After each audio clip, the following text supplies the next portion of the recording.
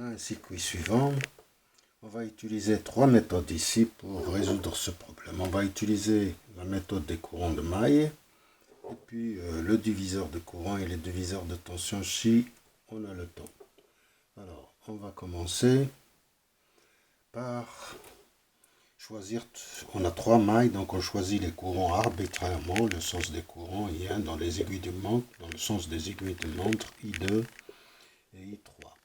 À partir de là, une fois qu'on a choisi ces courants, on peut déterminer les chutes de tension. Les chutes de tension, ils sont opposés au sens du courant. Ça, c'est VR1, VR2, VR3. Dans cette maille, VR2 est dans ce sens, VR5 est dans ce sens, VR4 dans ce sens, VR6 il est dans ce sens dans cette maille, et il est dans ce sens dans cette maille. Donc on écrit la somme algébrique des tensions dans cette maille et dans cette maille. On écrit que la somme est égale à 0. Si on rentre, on choisit arbitrairement en allant dans ce sens, on écrit la somme des tensions est égale, la somme algébrique est égale à 0, ou on peut aller dans ce sens aussi, revenant à ce point, n'importe quel point, on peut aller d'ici et revenir ici, on peut choisir ce point et partir, et en revenant sur ce point, la somme algébrique doit être égale à 0. Si on rentre par un moins, si on choisit ce sens et on rentre par un moins et on ressort par un plus, on écrit plus. Si on rentre par un plus et on ressort par un moins, on écrit moins. C'est-à-dire que ici c'est V1 plus V1 moins VR1 moins VR2 moins VR3, je l'appelle VR3, est égal à 0. Ça c'est la première maille. La deuxième maille. La première c'est celle-là. La deuxième c'est celle-là. On écrit que la somme des tensions, c'est la source, elle est égale à 0. Donc on part dans ce sens, moins VR2, moins VR5, moins VR4, c'est égal à 0. La troisième maille, on va dans ce sens, moins VR3, 0, moins VR3, parce que la source est égale à 0, moins VR3, moins VR3, et ici, dans cette maille, la tension, elle est dans l'autre sens. Donc, c'est opposé au sens du courant. Donc, moins VR3, moins VR4, moins VR6, c'est égal à 0. Voilà. Ou bien, on peut l'écrire d'une façon différente. On peut écrire que je peux l'écrire d'une autre façon, c'est-à-dire que V1 c'est égal à R1 plus R2 plus R3 multiplié par I1, les chutes de tension dues au courant I1, moins les chutes de tension dues au courant I2, moins R2 I2 et moins R3 I3. La deuxième maille qui est ici, on va écrire R2 plus R4 plus R5 multiplié par ce courant I2 et moins les chutes de tension provoquées par I3, c'est R4 I3, et la chute de tension due à R2 moins R2 I1. Voilà, la troisième maille, c'est ce courant I3, c'est R3 plus R4 plus R5 plus R6 multiplié par I3, c'est plus, moins la chute de tension due au courant I2, c'est moins R4 I2, et due au courant I1, moins R3 I1. Donc on a un système d'équations, trois inconnus. On peut utiliser la méthode du déterminant ou bien ce qu'on appelle la méthode de Cramer. je peux, numériquement, je peux écrire le système d'équations à résoudre. Je n'utilise pas ce rouge parce qu'il est difficile à effacer. Je vais prendre une autre couleur. J'élimine ça et je vais écrire maintenant les valeurs numériques. Voilà le système d'équations à résoudre. 20 près I1, moins 3I2, moins 6I3. Et on va écrire que I1 c'est D1 sur D. I2 c'est D2 sur D. Et I3 c'est D3 sur D. D1 c'est celui-là. Donc on remplace cette colonne par ça. Et on calcule D1. D2 c'est on remplace cette colonne par ça. Et on calcule D2. D3 c'est la même chose, on remplace cette troisième par celle-là et on calcule D'. Et le déterminant, c'est les coefficients qui sont ici. Alors, je ne vais pas calculer. Vous pouvez le faire tout seul et vérifier que I1 c'est égal à 2 ampères, I2 c'est égal à 2 neuvièmes ampères et ici c'est 8 neuvièmes. Maintenant, on va passer à la deuxième méthode. Deuxième méthode, c'est, on va essayer d'utiliser le diviseur de courant et le diviseur de tension. Donc, on va passer à ce circuit. On va faire une petite transformation. Donc, on passe à la transformation de cette étoile en triangle. On retrouve le circuit suivant. On fait les transformations. Si vous vous rappelez, l'étoile en triangle, c'est R4', R3'. Et R2'. Là, on peut calculer R3', R4', R4' c'est sur R4, et R3' c'est sur R3, et ça c'est sur R2, et au nominateur c'est R2, R4, plus R4, R3, plus R3, R2. Voilà. Et c'est la même chose ici, c'est ce numérateur. Ici, c'est la même chose, c'est ce numérateur. Et on retrouve les résistances suivantes. R3', R4', c'est 18 ohms, vérifié. Et ici, R3', c'est 6 ohms.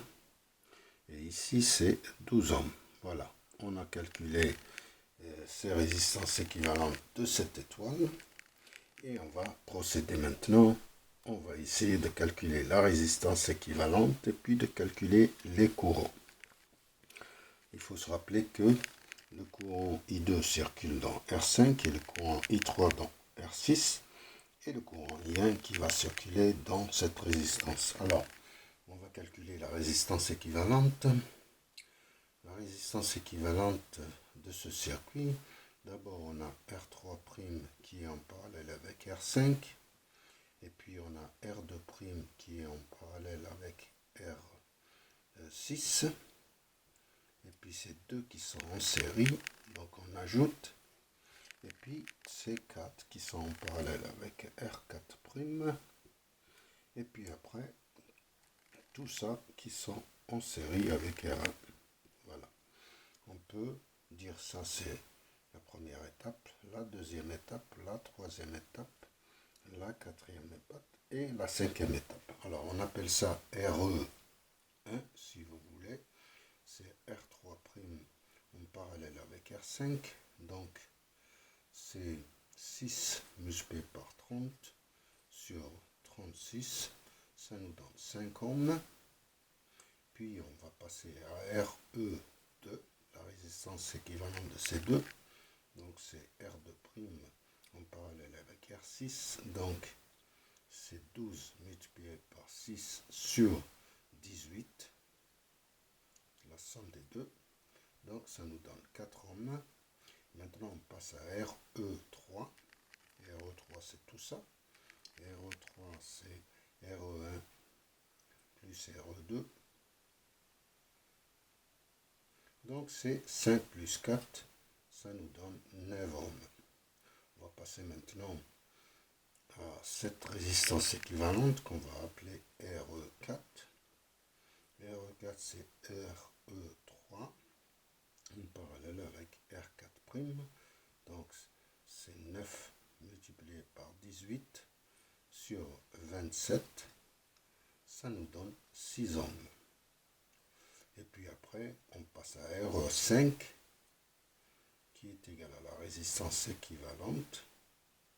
Donc c'est RE4 plus R1, donc c'est 6 plus 4, ça fait 10 ohms. Puisque la tension V1 c'est égal à 20 volts, on peut calculer I1, c'est V1 sur RE, c'est 20 sur 10, c'est 2 ampères. Maintenant on peut passer, on utilise le diviseur de courant pour calculer le courant I1' et I2 secondes. C'est I1' qui nous intéresse, ça nous permet de calculer I2 et I3. Donc on calcule I1' par le diviseur de courant. Donc on a deux résistances en parallèle, celle-là et celle-là qu'on a appelée RE3. Donc on peut dire que I1' c'est R4' sur R4' plus RE3 multiplié par ce courant principal I1. Donc c'est R4', 18 sur 18 plus 9 multiplié par I1 qui est égal à 2. Donc I1', ça nous fait 4 tiers. 4 tiers ampères. Alors d'ici, une fois qu'on a connu ça, on peut utiliser le diviseur de courant parce qu'on a cette résistance qui est en parallèle avec celle-là. On peut calculer I2. I2 c'est en fonction de I1'. I2 c'est R3' sur R3' plus R5 multiplié par ça.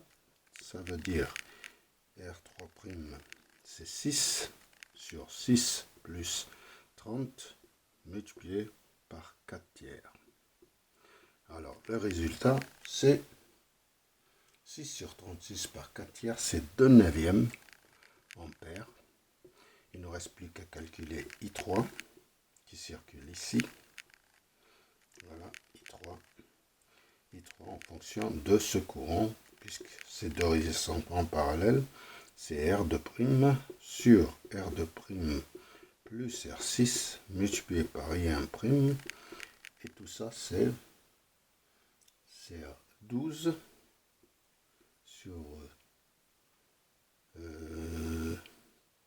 sur 12 plus 6 multiplié par 4 tiers, et là on retrouve le 8 neuvième ampère. Voilà, on a utilisé le diviseur de courant pour calculer les courants. Mais on peut aussi utiliser le diviseur de tension pour calculer ces courants.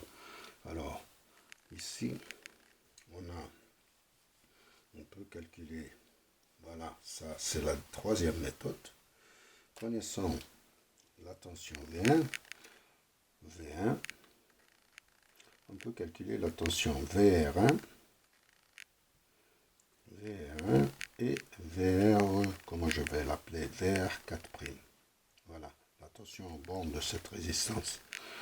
Voilà, donc en utilisant le diviseur de courant, on a cette résistance équivalente qui est en série avec R1. Cette résistance équivalente, c'est RE4, on peut l'appeler. Donc VR1, c'est R1 sur R1 plus RE4 multiplié par la tension V1. Et VR4', c'est RE4 sur R1 plus RE4 multiplié par V1. Donc R1 c'est 4 sur 4 plus RE4 plus 6 multiplié par V1 qui fait 20. Donc c'est 8 volts. Et ici c'est 12 volts. Donc, connaissant VR4', déjà on peut calculer I1. I1 c'est VR1 sur R1.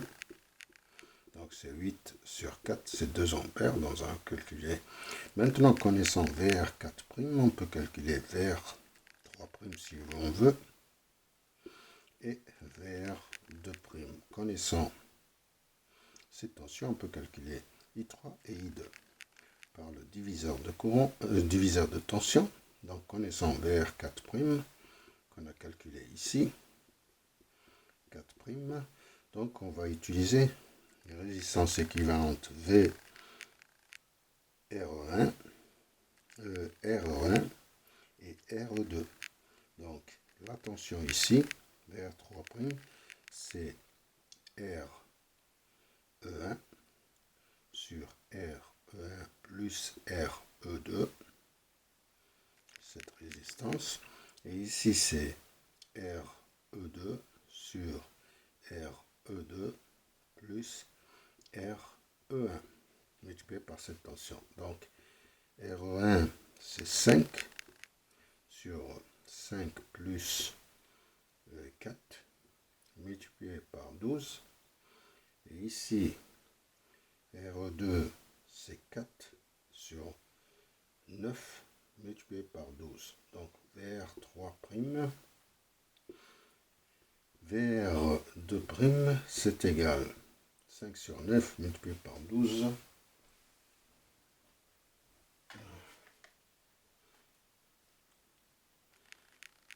5 sur 9, 12, 9 c'est 3 multiplié par 3. Ça c'est 3 multiplié par 4. Donc on a 20 tiers. Ça, 20 tiers de volts.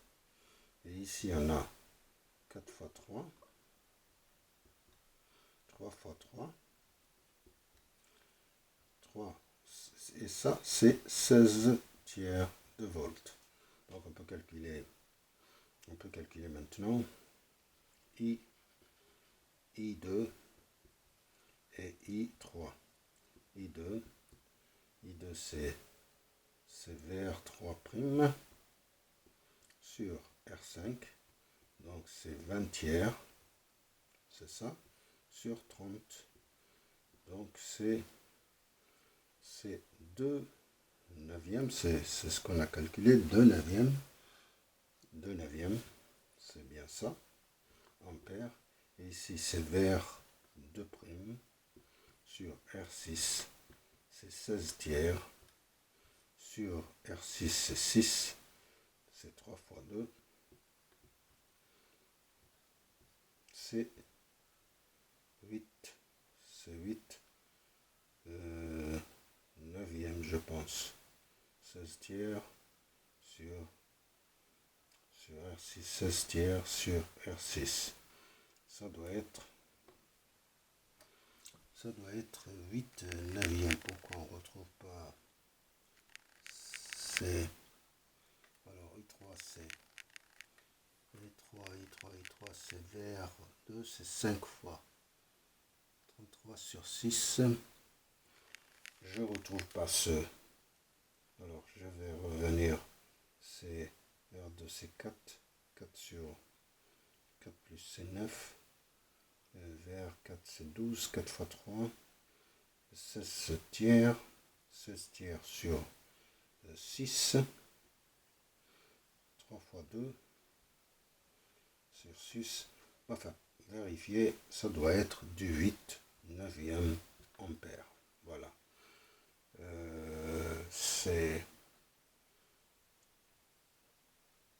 Voilà, on doit retrouver ça. Et c'est tout ce que j'ai à dire. Donc, on a vérifié quand même ce courant. On a utilisé la méthode de Cramer, le diviseur de courant et le diviseur de tension pour calculer le courant. Et je vous remercie.